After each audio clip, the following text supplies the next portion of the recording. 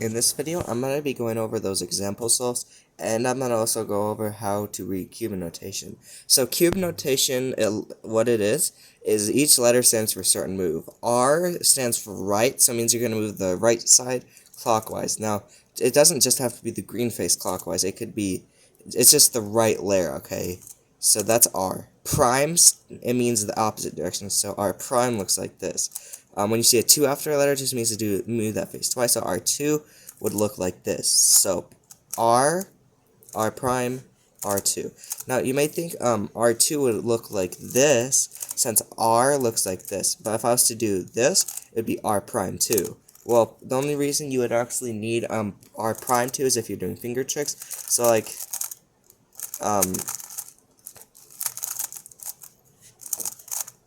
so R prime 2 and on the T perm, which you guys don't know what the T perm is, but you will someday, hopefully, unless you already... I'm just going over this, just in case you've been watching my videos. I haven't actually gone over cube notation yet. So anyway, U looks like this. You move the upper layer once like this, so that means you're going to move it that way, like this. And then U prime is like that, and then U2 is like this. So anyway, L, it's not like R like this, because that's counterclockwise. It looks like R prime, except on the left side. So this is L. L prime looks like this, and then L2. Now, same thing with the down face, but D looks like this. It's not like this. That's D prime. This is D, D prime, and then D2, obviously. Now, F looks like this. F prime is the opposite direction, and F2 is like that. Now,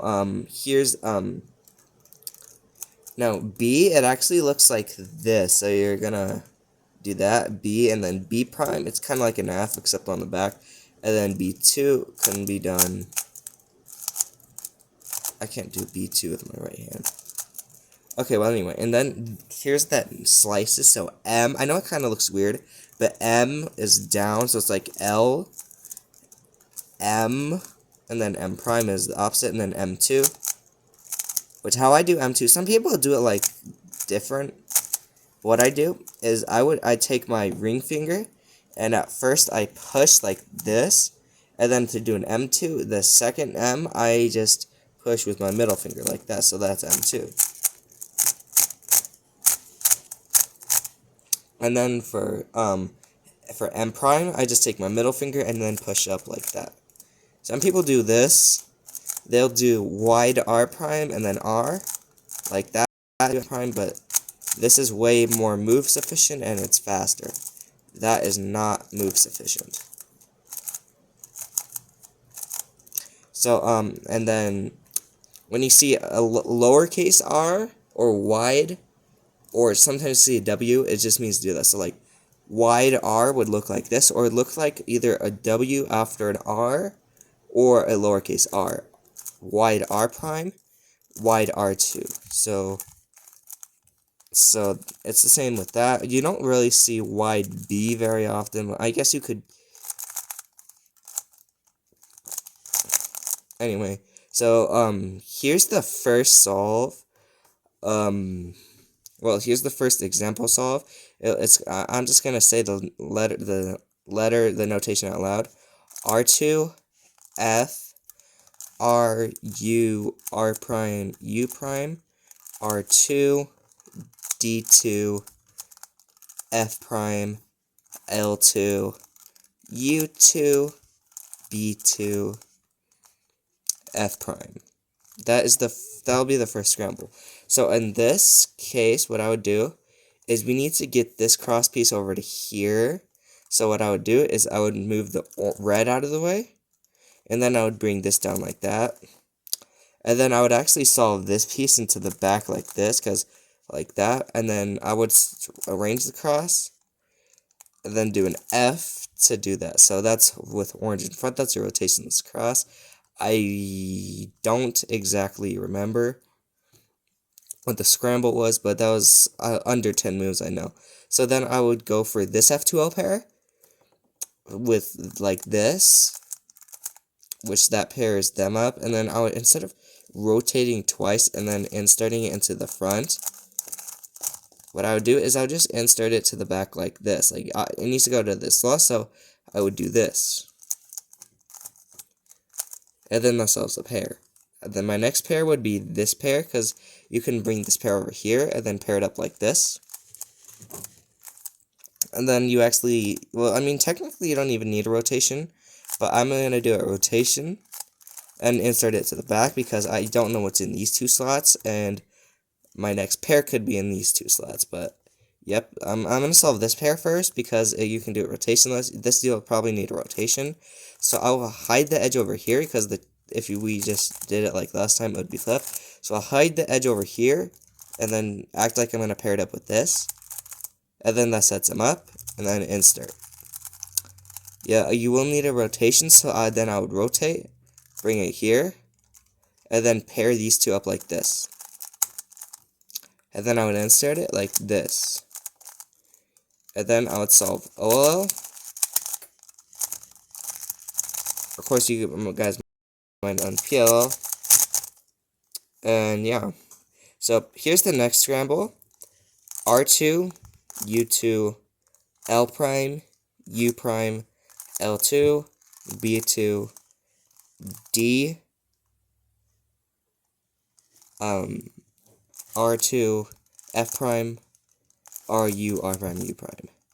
So in this scramble, this is a really bad scramble, because, like, look at this. This is terrible. So, because what I could do is if these two were switched, I could just do this.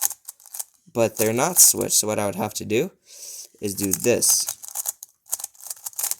So that's what I'm going to do. But first, I'm going to solve these two cross pieces because they're not bad.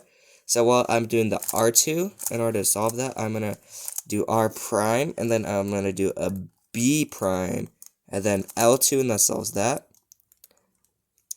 And then actually what I would do is then D, U prime, R prime, D prime, R prime. That's how I'd solve the cross. My first pair I notice is here, but the easiest pair is this one. It looks like this. And then insert it into the front. My next pair I see is this one, which is probably the easiest. Now, actually, this is the easiest, as we can insert it just like this. And then that actually pairs up this one, so I'll insert this one. And then I'll solve my last pair like this. And then I'll solve OLL, and then PLL. Here's the next scramble. This will be the last one. R2. I'm not starting with R2. R prime, L2, U, F prime, D, B, U2, F prime, R, U, R2, F, D. This actually is not a bad cross because we already have one cross piece solved, and we can insert this in 3 moves. But would I do that? In this case, yes, because what we could do is this. So that actually sets these two up like this. So now we just do a D2, and then F2, L2, D2, and that solves the cross. My first F2L pair would be this one, because I just noticed that one.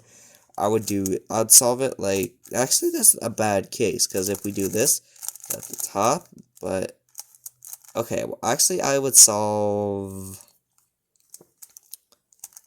this, actually yeah, I'll solve that pair. So what I'll do is sledgehammer, U2, R, U2. Now this is a long case, and then just insert it to the back. And then I would solve this case, and I'd actually rotate like this and insert it to the back. I would solve this case like this, and then that pairs them up, and then insert, and then I would solve this like this, and solve OLL, and then PLL.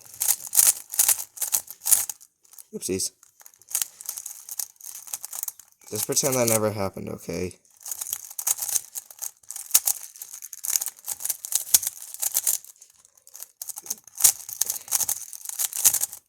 So, anyway, I hope these example solves helped you. If you don't know what F2L is, then I have a tutorial on that. I'll link it in the description below. At least I think, if I can remember to, after this video is done uploading. But otherwise, I'll probably get there. And hopefully, yeah, that is it for this video.